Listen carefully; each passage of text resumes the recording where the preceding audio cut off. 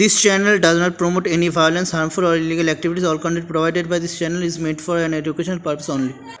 আমাদের বাড়ির মেয়ে তিলোত্তমা 1 বছর অতিক্রান্ত হলো, এখনো সম্পূর্ণরূপে বিচার পায়নি।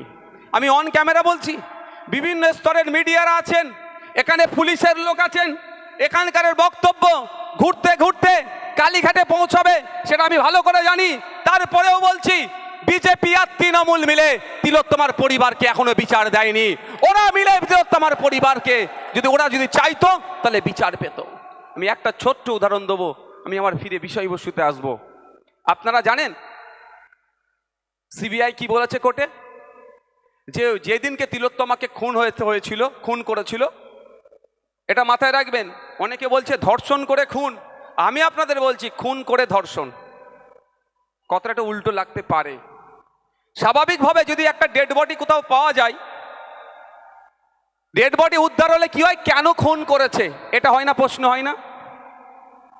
তো কেন তিলোত্তমাকে খুন করেছে, যদি এই প্রশ্নটা উত্থাপন করা যদি বেরিয়ে আসে, সেই জন্য ওকে খুন করা হলো, ধর্ষণ তারপরে করানো হয়েছে। আমি এত বড় কথা বললাম, তাকে ধর্ষণ করানো হয়েছে যাতে কি কারণে খুন হতে হলো তিলোত্তমাকে সেটা না জানতে পারে, সেটা চাপা পড়ে যায়। তিলোত্তমাকে কেন খুন হতে হয়েছিল? আপনার আমার বাড়ির মেয়ে, তিলোত্তমাকে খুন হতে হয়েছিল আপনার আমার জন্য। আপনি আমি আরজি করে গিয়ে যখন ট্রিটমেন্ট নিচ্ছিলাম, সেখানে ফার্জি ঔষধ ছিল, ফেক স্যালাইন ছিল, ডুপ্লিকেট ঔষধ থাকতো। ওটি রুমে এই সঞ্জয় রায়ের মতো ডক্টর, এই সন্দীপ ঘোষের মতো ডক্টররা ওর মধ্যে মচ্ছব করতো। শুধু তাই নয়, ওই যে মর্গে যে সমস্ত মহিলারা থাকতো, সেই মহিলাগুলোর সাথে, মৃত মহিলাগুলোর সাথে অপকর্ম করে ভিডিও করে বিদেশের মার্কেটে বিক্রি করতো। এর প্রতিবাদ আপনার আমার বাড়ির মেয়ে তিলোত্তমা করেছিল, আমার আপনার জন্য করেছিল, সেই জন্য তাকে খুন হতে হলো। তাই আপনাকে আমাকে ভুলে গেলে হবে না। তিলোত্তমাকে যতদিন না বিচার পাচ্ছে, আপনাকে আমাকে চিৎকার করে যেতে হবে, এটা মাথায় রাখবে। তিলোত্তমা নিজের জন্য খুন হয়নি, হতে হয়েছিল আপনার আমার।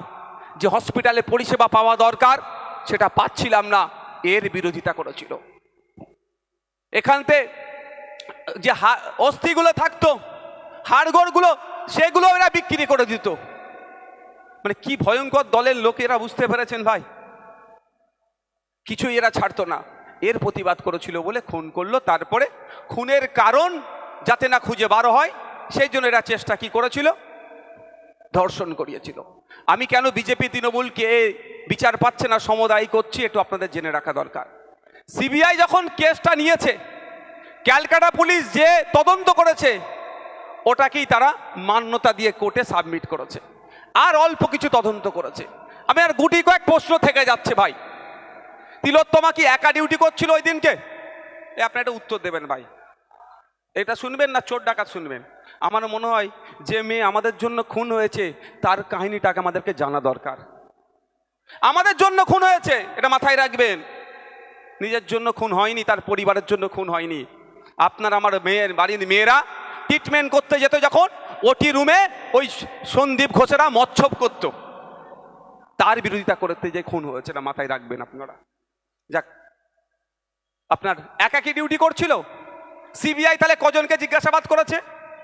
সহজ ভাই হিসাব, আমি সিবিআই আধিকারিক নয়, যে ওই দিনকে কারা কারা ডিউটি করেছিল যদি জিজ্ঞাসাবাদ করে অনেক কিছু বেরিয়ে আসতে পারে। ওটাও বাদ দিলাম, করেনি। সিবিআই স্বীকার করছে যেদিন রাত্রিরে তিলোত্তমাকে খুন করা হয়, ওই দিন রাত্রিরে ওই করিডোরের প্রায় 54 থেকে 55 জন যাতায়াত করেছিল। কিন্তু ওই 54-55 জনকে অপদার্থ সিবিআই, শুভেন্দু অধিকারীর বস দ্বারা পরিচালিত অমিত শাহজির দপ্তরের সিবিআই খুঁজে পাচ্ছে না। কারা হতে পারে? দিল্লি থেকে অফিসাররা আসছে, ম্যানেজ করে বেরিয়ে যাচ্ছে, খুঁজে নাও পেতে পারে। কিন্তু খোঁজার তো অনেক অনেক পন্থা আছে ভাই।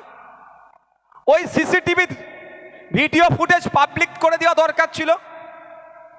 পাবলিক করে দিলেই আপনার এই অশোকনগরের, আপনার ওয়ার্ডের কোনো যদি কুলঙ্গার ওই 54-55 জনের মধ্যে থাকতো, তাহলে আপনার মন কাঁদছে, তিলোত্তমার বিচার চাইছেন, তাহলে ওর নামটা সিবিআই আধিকারিকদের কাছে পৌঁছে দিতাম না ভাই আমরা?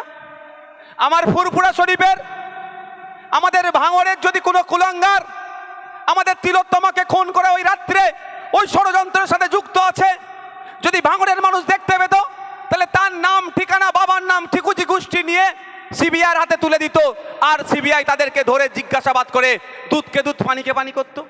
করেছে ভাই। আমি একটু পয়েন্টে পয়েন্টে কথা বলি, এইদের আবার জয়েন্টে জয়েন্টে ব্যথা করে। আমি কি করতে পারি ভাই? আমি যদি ভুল বলি বলবেন, এই বলা ছেড়ে দেবো, কারণ আমি মিথ্যা প্রতিশ্রুতি দিয়ে রাজনীতির ময়দানে আসিনি। ক্ষমতার মসনদে যেতে হবে, লিন লাইট নিয়ে ঘুরতে হবে, মন্ত্রী হতে হবে, ও স্বপ্ন আমার নাই। যদি মন্ত্রী হওয়ার আমার স্বপ্ন থাকতো, এখন একটা নয় দুটো মন্ত্রী নিয়ে ঘুরতে পারতাম, ভালো করে আপনারা জানেন। সুতরাং আমি সঠিক কথা বলবো। তাই বন্ধুগণ, তাহলে 54-55 জন কে ছিল, খুঁজে পাচ্ছে না কেন? বা আর কারা খনি খুঁজে পাচ্ছে না কেন?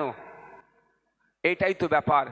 যারা এই খুনের সাথে যুক্ত তারা তৃণমূল কংগ্রেসের দামাল নেতাদের দামাল ছেলে মেয়েদের মধ্যে পড়ে গিয়েছে।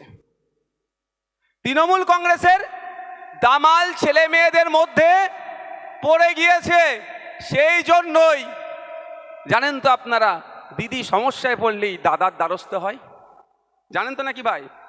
হ্যাঁ, দাদা দিদির লোকেরা থাকলে একটু রাগ হতে পারে, কিছু করার নেই।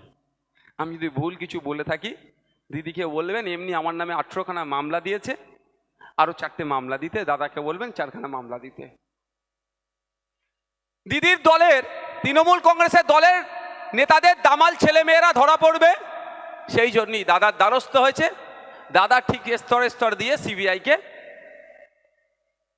চুপ করিয়ে দিয়েছে। তাই বন্ধুগণ, আমাদের লড়ে যেতে হবে, আমাদের চুপ থাকলে হবে না। দাদা দিদির সেটিং আমাদের ভাঙতে হবে, তিলোত্তমার বিচার করতে হবে, তার পরিবারকে ন্যায় দিতে হবে, সাথে সাথে